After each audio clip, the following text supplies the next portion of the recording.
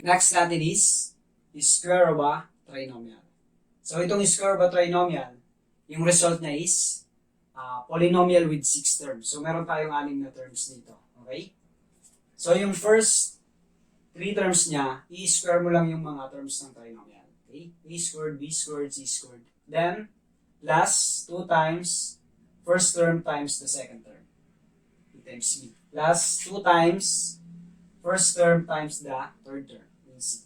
Then, plus 2 times again, second term times the last term. So, BC. So, gamitin natin yung formula dito sa ating example number 1. So, 3x minus 2y plus z to the power of 2. So, una, i-square daw natin yung mga terms. So, square lang natin itong tatlo.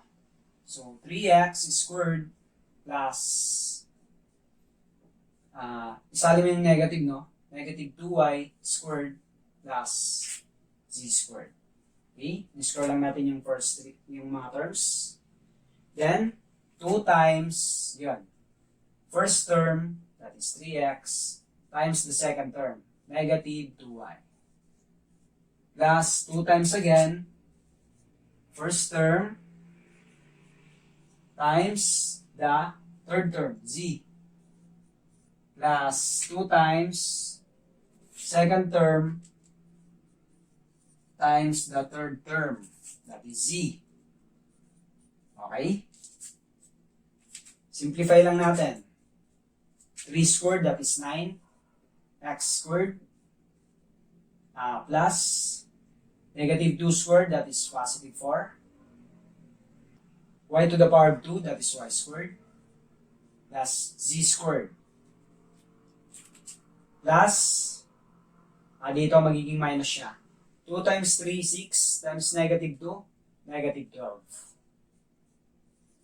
X times y, xy. Then plus 2 times 3, that is 6.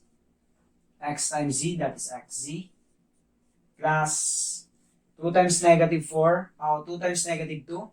So, magiging negative siya. Negative 4. Y times z, that is yz. Okay. So, mahaba lang siya, pero basta nakuha mo lang yung formula, makuha mo naman yung sagot. Okay? So, ito na yung final answer niya. So, dapat meron 6 terms. 1, 2, 3, 4, 5, 6. Okay?